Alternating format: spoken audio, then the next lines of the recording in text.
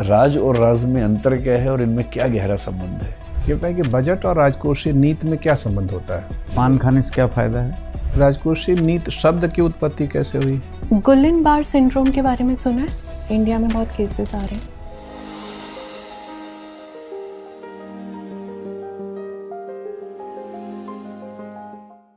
May I come in, sir? Yes, please Thank you, come. sir. Good afternoon, sir.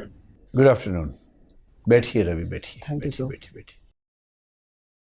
You are Mr. Ravi Raj, right? Sir. Are you comfortable? Yes, sir. I'm quite comfortable. Okay. So Ravi, what was your medium for the main examination? Sir, it was Hindi. Hindi. And what about the interview? Sir, it's also Hindi. It's also Hindi. Good. Thank you, sir. So Ravi, what am I able to see from your DAF? You have some visual issues. Yes, sir. What is the percentage of the problem? Sir, it's almost 90%. So you are able to see very little things. I mean, Yes, sir. It's very hazy. Yes, sir. My central vision is almost zero, Okay. whereas my peripheral vision is a bit better. Okay. In both eyes? Yes, sir. Okay. So Ravi, before we start, your interview medium is Hindi, right? Sir. हाँ, तो रवि इससे पहले कि हम शुरू करें, हम चाह रहे हैं कि आप खुद अपने बारे में थोड़ा सा बताइए। सर, मेरा नाम रवि राज है। मैंने अपनी schooling Dayal public school Nawada से 2015 में पूरी की है। ठीक है। जबकि मैंने अपना ग्रेजुएशन 2020 में सीताराम साहू कॉलेज से पॉलिटिकल साइंस ऑनर्स पेपर और हिस्ट्री ज्योग्राफी सब्सिडरी पेपर के साथ पूरा किया है। ठीक है। सर, एग्ज़ाम में यूपीएससी के एग्ज़ाम में हिस्ट्री मेरा ऑप्शनल पेपर रहा है, जबकि शेर सुनना मेरी हॉबी है और 69th बीपीएससी में मेरा चयन रेवेन्यू ऑफिसर के पोस्ट पे हुआ है। ठीक है।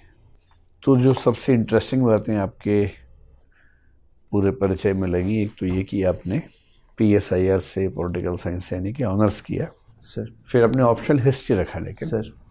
और आपका सिलेक्शन हुआ है BPSC में रेवेन्यू ऑफिसर के पद पे। Yes sir. ठीक है। और शेर सुनना आपकी रुचि है। सर। तो रवि ये बताएं कि आप शेर सुनते हैं, और शेर सुनते हैं तो उर्दू में ही सुनते होंगे। सर। उर्दू में ज और ज में बड़ा गहरा अंतर माना जाता है। Yes sir. आपके नाम में लिखा है Ravi Raj. Yes sir. RAAZ। Yes. आपका दरअसल नाम रवि राज है या रवि राज है? सर, रवि राज है। ज। यस। राज का मतलब क्या होता है और राज से उसमें क्या अंतर होता है? सर, राज वो रहस्य से संबंध रखता है। दरअसल सर, पहले ये राज था, पर कुछ टाइपोलॉजिकल एरर के कारण जब मैं स्कूल डेज में था तो वहाँ राज हो गया था। अच्छा, यानी आप मान रहे हैं कि दरअसल ये राज है, गलती से राज हो गया आगे। Yes sir. राज और राज में अंतर क्या है और इनमें क्या गहरा संबंध है? सर, राज चूँकि रहस्य से संबंधित है, जबकि राज सामान्य तौर पे शासन प्रशासन से जुड़ा हुआ है। लेकिन सर, मैं व्यक्तित्व के स्तर पे अगर देखूं तो मैं राज खुद को न मान करके राज के रूप में ज़्यादा देख पाता हूँ। वो तो ठीक है, लेकिन मेरा प्रश्न अब थोड़ा बदल गया है। राज और राज में बहुत गहरा संबंध होता है, क्या संबंध है? Sorry sir. सोच के बताइए। आप शासक बनने वाले हैं, प्रशासक बनने वाले हैं। प्रशासन की दुनिया में मैं और स्पष्ट करता हूँ, कौटिल्य को पढ़ा हुआ आपने? सर। कौटिल्य ने सप्तांग सिद्धांत दिया शासन के लिए। क्या उसमें कुछ ऐसा कहा कि राजा को राज रखने में और कुछ लोग हमराज उसके हों, ये बहुत ज़रूरी है? क्या कहा? सर, गोपनीयता के स्तर पे जो राज का संबंध वो राज से हो सकता है। जैसा कि सर अभी हमारे देश में जो संवैधानिक पद पर आसीन अधिकारी या मंत्रीगण होते हैं, उन्हें भी गोपनीयता की शपथ लेनी होती है। तो सर, इस स्तर पे मैं मानता हूँ कि राज और राज का एक संबंध है। बहुत बढ़िया। ऑफिशियल सीक्रेट्स एक्ट क्या है? और कुछ लोग कहते हैं कि राइट टू इंफॉर्मेशन एक्ट और ऑफिशियल सीक्रेट्स एक्ट में कुछ कॉन्ट्राडिक्शन है। सर, ऑफिशियल सीक्रेट्स एक्ट औपनिवेशिक शासन के दौरान पारित एक विधि है, जिसके तहत सरकारी दस्तावेजों को गोपनीय रखने की बात की जाती है, और जो भी जानकारियां मांगी जाती है उसे इस आधार पे राष्ट्रीय सुरक्षा या सब एकता के नाम पे गोपनीय रख कर दिया जाता है। जबकि सर, RTI दरअसल पारदर्शिता को बढ़ाने वाला एक अधिकार है, जो सर 2005 के एक्ट के द्वारा जनता को प्रदत्त किया गया था। सर, चूँकि एक तरफ RTI पारदर्शिता और सूचनाओं के आदान प्रदान से संबंधित है, वही ऑफिशियल सीक्रेट एक्ट कहीं ना कहीं इन सूचनाओं के आदान प्रदान पर एक प्रकार का रोक लगाता है। तो सर इसी आधार पे बहुत सारे विशेषज्ञों का मानना है कि आरटीआई एक्ट और ऑफिशियल सीक्रेट्स एक्ट एक दूसरे के विरोधी हैं। बहुत बढ़िया सर। रवि सर, आप राजस्व विभाग में चयनित हैं, ये बताएं कि बिहार के राजस्व मंत्री कौन है अभी? सर श्री दिलीप कुमार जायसवाल। पक्का? सर अच्छा, तो राजस्व मंत्रालय के अलावा उनके पास और कौन कौन सा विभाग है? सर भूमि सुधार विभाग भी उनके पास है। भूमि सुधार की दिशा में बिहार में अभी क्या कार्य चल रहा है? सर इस दिशा में बिहार सरकार के द्वारा 2 अहम कदम उठाए गए हैं। एक तो सर अभी लैंड सर्वे किया जा रहा है, जिसके तहत जो लैंड से रिलेटेड डॉक्यूमेंट्स है या रिकॉर्ड हैं उनको अपडेट किया जा रहा है। दूसरा सर डिजिटल सर्वे किया जा रहा है, जिसके तहत जो भी फिजिकल फॉर्मेट में लैंड रिकॉर्ड्स है उनको सर डिजिटाइज किया जा रहा है। At the same time sir Bihar एक ऐसा राज्य है जहाँ पे खतियान को लोगों के घर पे सेंड किया जाता है बाई पोस्ट। तो सर ये 3 अहम कदम उठाए गए हैं। अच्छा, तो ये जो सर्वे होते हैं वो कितने किस्म के होते हैं? सर वैसे तो ये बहुत तरह का होता है, पर अभी बिहार में ये 3 स्तर पे चल रहा है। CS क्या होता है? सॉरी सर, CS एक सर्वे का नाम है CS, कैडेस्ट्रल सर्वे, वो क्या होता है? सर इस पे खतियान के डिटेल्स से जुड़े चीज़ों को का सर्वेक्षण किया जाता है, जिसमें भूमि का आकार, भूमि का उसके स्वामित्व, उसके बाद उसके उपयोग का स्तर आदि के बारे में जानकारियाँ दी जाती है। ठीक है, अभी भारत सरकार का बजट आने वाला है 1 तारीख को। ये बताएं कि बजट और राजकोषीय नीति में क्या संबंध होता है? सर कहीं ना कहीं राजकोषीय नीति के संबंध में सरकार के जो विचार है वही बजट में अभिव्यक्त होते हैं, क्योंकि सरकार की जो राजकोषीय नीति होती है वो दरअसल करारोपण और सरकारी व्यय से संबंधित होती है। बजट में भी सर इसी चीज़ों की अपेक्षा होती है, और वो भी सर सरकार के आय और व्यय से ही संबंधित होता है, और आय का एक बड़ा हिस्सा कर से आता है। तो सर इस रूप में राजकोषीय नीति और बजट में एक गहरा संबंध है। राजकोषीय नीति शब्द की उत्पत्ति कैसे हुई? सर अगर मैं ठीक से रिकॉल कर पा रहा हूँ तो चूँकि इसका संबंध राजा के आय या शासन के आय से संबंध या राजकोष से है, इस कारण से सर इसमें चूँकि राजकोष के बारे में वर्णन होता है, उनके आय और व्यय का जिक्र होता है, तो सर इस आधार पे इसे राजकोष के रूप में इंगित किया। संविधान में क्या इसकी व्यवस्था है कुछ? सर कॉन्स्टिट्यूशन के आर्टिकल 111 में सॉरी टू से सर 112 में ये अपेक्षा की गई है कि वार्षिक वित्त विवरण पेश करवाया जाएगा हर वर्ष संसद के पटल पे। उसके बाद सर राजकोष के संबंध में 3 फंड्स की बात की गई है। भारत की संचित निधि जो कि अनुच्छेद 266 में जिसका जिक्र मिलता है, फिर अनुच्छेद 266 में भारत के लोक लेखाओं का भी जिक्र मिलता है, और फिर अनुच्छेद 267 में आकस्मिकता निधि की का जिक्र। लोक लेखाओं बहुवचन बता रहे हैं आप, कितने लोक लेखा होते हैं? सॉरी सर, इसमें सर राज्यों के लोक लेखा का भी जिक्र किया गया है। ये बताइए कि राजकोषीय उत्तरदायित्व और बजट प्रबंधन अधिनियम के क्या उद्देश्य थे और क्या ये सारे उद्देश्य हासिल हो गए हैं? सर FRBM एक्ट के तहत राजस्व घाटे को समाप्त करके राजस्व आधिक्य स्थापित करने की बात की गई थी 2007-8 के वित्त वर्ष के अंत तक, जिसे बाद में 2008-9 तक बढ़ाया गया। लेकिन सर अभी तक ये हासिल नहीं किया जा सका है, और भारत अभी भी बजट राजकोषीय नीति के राजस्व घाटे के साथ साथ राजस्व घाटे के साथ साथ राजकोषीय घाटे का भी समस्या से ग्रस्त है। तो ये मानना चाहिए कि संसदीय आकांक्षा के अनुसार आचरण कार्यपालिका नहीं कर पा रही है? सर ऐसा नहीं कह सकते हैं पूरी तरह से। दरअसल सर राजकोषीय घाटे को पूरा करने के लिए कार्यपालिका भी बहुत ज़्यादा तत्पर है, और इस क्रम में सर विगत कुछ वर्षों में विशेष करके कोविड के बाद से जो परिस्थितियां बनी उसके बावजूद भारत सरकार कहीं ना कहीं इसे क्रमशः कम करने की कोशिश कर रही है। पर सर राजकोषीय घाटे को कम करना या राजस्व घाटे को कम करना बहुत सारे फैक्टर्स पर निर्भर करता है, जिसमें सर बाह्य बलों का भी बहुत ज़्यादा योगदान होता है। तो इस आधार पे सर और इस कारण से अभी तक कार्यपालिका इससे पूरी तरह से सफल नहीं। ठीक है, मेरा अंतिम प्रश्न रविराज, ये बताएं कि भारत की प्रथम महिला उप वित्त मंत्री कौन थी? सॉरी सर, कोई बात, ठीक है। रवि सर, आपके पिताजी किसान हैं सर, आपका विषय भी इतिहास है सर। तो भारतीय राष्ट्रवाद के विकास में किसानों की क्या भूमिका रही है? कौन कौन से किसान आंदोलन इसमें महत्वपूर्ण रहे हैं? सर भारत के राष्ट्रवाद के पूरे जर्नी में विकास के क्रम में किसानों की एक अहम भूमिका रही है। ये सर हमें सन्यासी विद्रोह के बाद से ही देखने को मिलता है। उसके बाद सर भारत के दक्षिणी क्षेत्र में मालाबार के क्षेत्र में कृषक विद्रोह देखने को मिलते हैं 19वीं सदी। फिर सर उत्तर में अगर देखें तो फराजी विद्रोह या फिर कोका विद्रोह, ये भी सर कहीं ना कहीं किसान विद्रोह से जुड़े हुए थे। उस समय किसानों की क्या चिंताएं थी, सामान्य चिंताएं? सर किसानों पर एक तो भू राजस्व का अत्यधिक अधिभार था, दूसरी समस्या ये थी कि कृषि कार्यों पर बहुत ज़्यादा जनसंख्या का दबाव बढ़ रहा था औपनिवेशिक शासन की कुछ नीतियों के कारण। फिर सर कृषकों को उनके उनके उत्पाद का पर्याप्त आय नहीं मिल पा रहा था, तो ये सर उनकी मूलभूत चिंताएं थी। भारत सरकार की कुछ योजनाएं बताइए जो किसानों की क्रय शक्ति को बढ़ाने के लिए।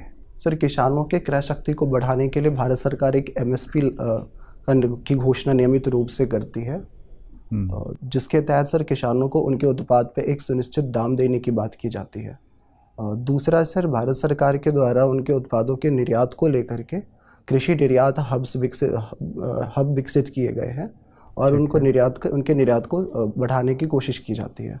फिर सर अभी ऑर्गेनिक फार्मिंग को लेकर के भी सरकार के द्वारा मल्टी लेयर्ड प्रोग्राम से शुरू किए गए हैं, जिसपे भारत ऑर्गेनिक्स के नाम से, ब्रांड नेम से भारतीय जैविक उत्पादों की बिक्री की जाती है। फिर सर जो कृषि विस्तार सेवाएं हैं उस दिशा में बहुत सारे कोशिशें की जा रही है। बहुत अच्छा। अब नवादा से हैं, 1 डिस्ट्रिक्ट 1 प्रोडक्ट में कुछ आता है नवादा? सर नवादा का जो मगही पान है वो 1 डिस्ट्रिक्ट 1 प्रोडक्ट के तहत है। और पान खाने से क्या फ़ायदा है? सर एक तो ये माउथ फ्रेशनर का काम करता है, दूसरी सर जो पान है वो डाइजेस्टिव सिस्टम को बेहतर करने का एक अच्छा स्रोत माना जाता है। भारत की जो आधारभूत विदेश नीति है वो क्या है, उसकी मान्यताएं क्या क्या है?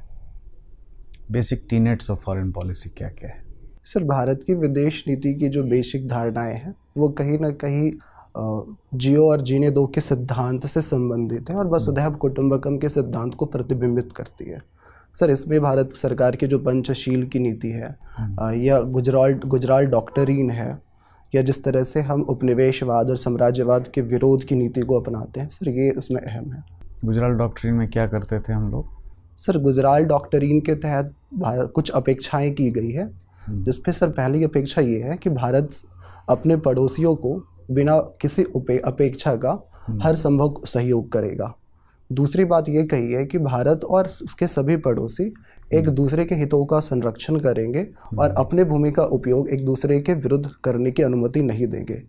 फिर सर उसमें पारस्परिक सहयोग और पारस्परिक डायलॉग एंड डिप्लोमेसी के तहत सारे समस्याओं के समाधान की बात की गई है। कौन सा आर्टिकल है DPSP का जो इससे संबंधित है? सर अनुच्छेद 51। DPSP में हेल्थ से रिलेटेड कौन कौन से आर्टिकल हैं जो स्वास्थ्य के लिए निर्देश देते हों सरकार को? सर अगर इट्स सर 747 जो आर्टिकल है वो कहीं ना कहीं लोक स्वास्थ्य की बात करता है। सर उसी तरह से अनुच्छेद 42 में भी प्रसूति सहायता का उपबंध किया गया है। किसकी सहायता का?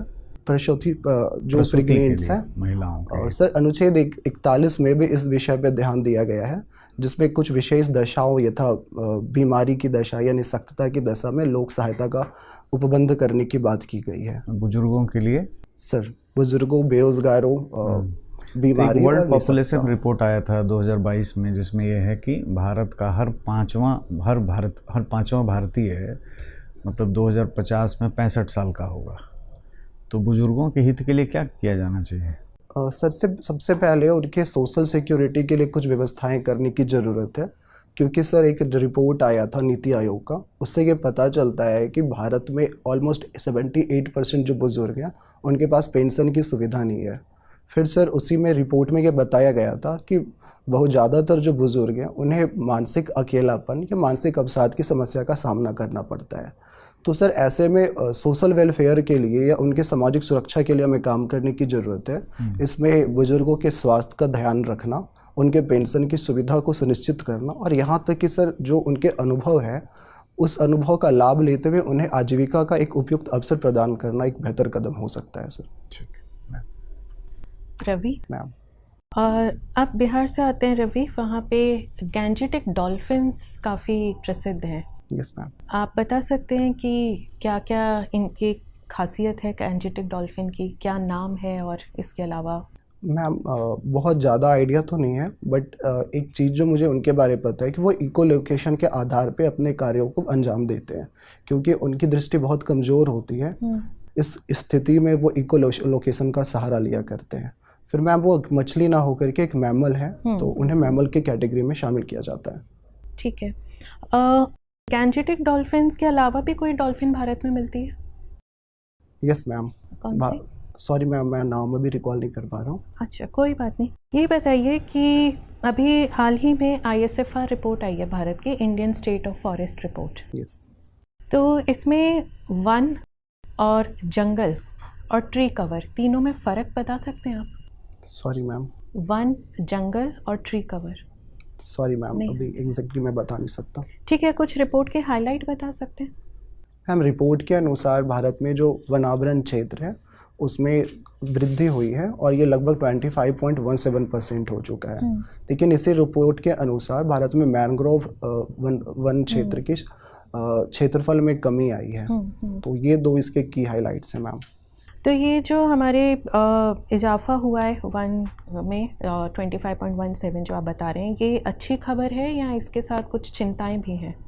मैम वैसे तो ये एक अच्छी खबर है, लेकिन इसके साथ चिंता ये है कि पश्चिमी घाट का जो क्षेत्र है और यहाँ तक कि जो पूर्वोत्तर भारत का क्षेत्र है, वहाँ पे इसमें बहुत ज़्यादा कमी भी देखने को मिली है। तो मैम चिंता का ये एक महत्वपूर्ण बिंदु है। भारत की जो डेफिनेशन है वन को लेके, उसके बारे में कुछ आइडिया है आपको? Yes ma'am. हाँ जी, बताइए मैम। पिछले वर्ष इस संबंध में 2023 में इस संबंध में एक कानून पारित किया गया था, जिसमें यह बताया गया था कि वन क्षेत्र वो होंगे जो सरकार के द्वारा अधिसूचित किया जाता हो। लेकिन सुप्रीम कोर्ट के द्वारा इस पे एक अपना नया वर्डिक्ट दिया गया, जिसमें यह बताया गया कि वन क्षेत्र के तहत वो क्षेत्र तो शामिल होंगे ही जो सरकार द्वारा अधिसूचित होते हैं। साथ ही 1996 में जो माननीय न्यायालय का निर्देश था कि डिक्शनरी के अनुसार जो वन की परिभाषा होगी और उस परिभाषा से जुड़े जो क्षेत्र होंगे वो भी वन की परिभाषा में शामिल माने जाएंगे। ISFR रिपोर्ट से कुछ ताल्लुक है वन की परिभाषा का? मैम व्यवहारिक स्तर पे मैं बता नहीं सकता, लेकिन जो वन क्षेत्र है और ISFR रिपोर्ट में जिस तरह से वन को अलग अलग कैटेगरीज में बांट करके बताया जाता है, तो मैम एक संबंध हो सकता है। अच्छा, ये बताइए, ये जो सुप्रीम कोर्ट का जजमेंट आया था 1996 में जिसमें डीम्ड फॉरेस्ट की कैटेगरी बनाई गई थी, वो अभी भी मान्य है या उसे अब हटा दिया गया है? सॉरी मैम, मुझे आइडिया नहीं है। ठीक है, कोई बात नहीं। गुलिन-बार सिंड्रोम के बारे में सुना है? इंडिया में बहुत केसेस आ रहे हैं। सॉरी मैम, नहीं आइडिया, कोई बात नहीं।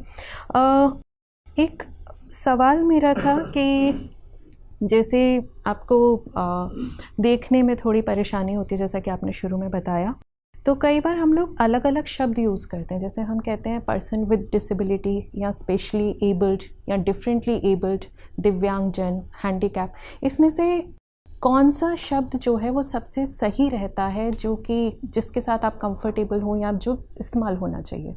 मैम मैं इसमें स्पेशली एबल्ड शब्द के साथ ज़्यादा कंफर्टेबल फील करता हूँ, और मैं ये मानता भी हूँ कि कोई व्यक्ति डिसेबल नहीं होता है, वो दरअसल स्पेशली एबल्ड होता है, क्योंकि उसके काम करने का तरीका थोड़ा सा भिन्न होता है। तो इस आधार पे मैं मानता हूँ कि स्पेशली एबल्ड शब्द ज़्यादा अच्छा है। ठीक है, अगर हम शब्द हैंडीकैप यूज़ करें तो एक होता है फिजिकल हैंडीकैप, इसके अलावा भी कुछ हैंडीकैप्स होते हैं जो समाज में देखने को मिलते हैं? मेंटल स्तर पर भी, मेंटलिटी के स्तर पर भी ऐसा होता है। बिकॉज ऐसा होता है कि लोग शारीरिक रूप से तो अच्छे हो, बट उनकी सोच के स्तर पे वो उतनी अच्छी बातें ना हो या वो उतने सशक्त ना हो, तो मैम इस आधार पे मानसिक अक्षमता की बात कही जा सकती है। समाज द्वारा कुछ ऐसी अक्षमताएं बनाई जा सकती हैं जिसको हम हैंडीकैप मान लें, जो इंसान मेंटली और फिजिकली पूरी तरीके से फिट है लेकिन फिर भी कुछ हैंडीकैप्स हैं? मैम आज के क्षेत्र में जिस तरह से भौतिकवाद का विकास हो रहा है, तो एक आर्थिक अक्षमता भी एक कैटेगरी हो सकता है। लेकिन मैम इस आधार पे हम किसी को जिस तरह से हैंडीकैप्स के प्रति समाज की धारणा है उसका निर्धारण नहीं कर सकते हैं। चलिए ठीक है, धन्यवाद। Thank you ma'am. रवि, आपका ऑप्शनल हिस्ट्री है? Yes sir. और आप नवादा डिस्ट्रिक्ट बिहार से बिलोंग करते हैं सर? राइट। दो हिस्टोरिकल फिगर्स हैं, अशोक और अकबर। इनको कहा जाता है ग्रेट आमतौर पे। सर? तो आप कुछ बता पाएंगे रीजंस क्यों कहा जाता है इनको ग्रेट? सर जहाँ तक अशोक के ग्रेटनेस की बात है तो उनके ग्रेटनेस सर 3-4 कारणों से बहुत ज़्यादा प्रासंगिक है। पहली बात तो ये है सर कि वो अपने समय से बहुत आगे की नीतियाँ बनाकर चलते थे या बहुत आगे का सोचते थे। उदाहरण के लिए सर उनकी एक नीति थी जियो और जीने दो की, कहीं ना कहीं सर आज भी वो प्रासंगिक है और भारत की जो विदेश नीति है जिसमें विशेष करके पंचशील का सिद्धांत है वो इसी पर सर आधारित प्रतीत होता है। दूसरा है सर कि वो एक ऐसे शासक थे जिन्होंने राज्य के कार्यों में वृद्धि की या राज्य के दायित्व में वृद्धि की, क्योंकि उन्होंने पहली बार ये घोषित किया कि राजा अपने प्रजा का ऋणी होता है। सर तीसरा ये कह सकते हैं कि उन्होंने घरेलू स्तर पे और विदेश नीति के स्तर पे एक वैकल्पिक नीति की तलाश की, जहां घरेलू स्तर पे उन्होंने दंड शक्ति के सीमित प्रयोग के माध्यम से शासन की नीति अपनाई, वही विदेश नीति के स्तर पे भी उन्होंने सर भेरी घोष की जगह पे धम घोष की घोषणा की। तो सर ये अशोक की महानता के ये कुछ कारण थे। और अकबर की महानता का सबसे बड़ा कारण ये था सर कि उनके द्वारा जिस तरह की धार्मिक नीति अपनाई गई वो बहुत अद्वितीय उस काल की दृष्टि से थी सर। जहाँ पश्चिमी एशिया में शिया और सुन्नी को लेकर के या यूरोप में प्रोटेस्टेंट और कैथोलिक को लेकर के विवाद चल रहा था, उसी समय उन्होंने भारत में बहुसंख्यकों और अल्पसंख्यकों को मिलाकर के एक संयुक्त उमरा वर्ग का निर्माण किया और उसमें हर धर्म को अपने अधिकार के अनुसार या अपने कर्तव्यों के पालन का अधिकार दिया। तो सर ये एक बहुत बड़ी विशेषता उनकी नीति की रही। बहुत अच्छे, थैंक यू सर। अच्छा एक बात बताइए, आज के ज़माने में अगर अशोक होते प्राइम मिनिस्टर ऑफ इंडिया और कुछ जो सिस्टमैटिक चैलेंजेस है इंडिया में, जैसे कि मान लेते हैं इकोनॉमिक इनइक्वालिटी, ठीक है, या फिर क्लाइमेट चेंज का समस्या है, तो क्या लगता है वो कैसे इनको टैकल करते, किस तरह का पॉलिसी अडॉप्ट करते? सर उनकी द्वारा जो व्यवहारिक नीति अपनाई जाती थी वो सर बहुत उपयोगी थी, क्योंकि उन्होंने हर चीज़ को एक व्यवहारिक परिप्रेक्ष्य में देखा और उसे कार्यान्वित करने की कोशिश की है। तो मुझे लगता है सर इसी परिप्रेक्ष्य में अशोक के द्वारा वर्तमान भारत की समस्याओं को दूर करने की कोशिश की जाती। इस क्रम में जिस तरह से उस काल में पण्याध्यक्ष या सीता भूमि के जो अध्यक्ष होते थे उनके द्वारा नीतियों का कार्यान्वयन किया जाता था, तो उसी रूप में सर आज भी वो इस पर विशेष बल देते और भारत की कृषि अर्थव्यवस्था और व्यापार और वाणिज्य के विकास के लिए कदम उठाते, जिससे सर आर्थिक समस्या हमारी दूर हो सकती थी। और सर जलवायु संकट को लेकर के कहीं ना कहीं वो आज के परिप्रेक्ष्य में रहते, तो जिस तरह से बौद्ध संप्रदाय से संबंधित विचार थे, उनके मध्य मार्ग के विचार थे, उसको अगर सर वो आगे करते तो मुझे ऐसा लगता है कि पर्यावरण संकट को लेकर के भी एक बेहतर समाधान हो सकता था। Okay, good good. अच्छा, बुद्धिज़्म इंडिया में डिक्लाइन हो गया, एक तरह से देखा जाए तो ख़त्म ही हो गया, जबकि साउथ ईस्ट एशिया में वो डोमिनेंट रिलीजन है, ऐसा क्यों हुआ? सर इसके कई कारण थे। एक तो कारण ये था कि जो भारत का में ब्राह्मण धर्म था उसने कहीं ना कहीं अपने आप को बौद्ध पंथ को अपने द्वारा बौद्ध पंथ को आच्छादित कर लिया। बौद्ध धर्म के जो बहुत सारे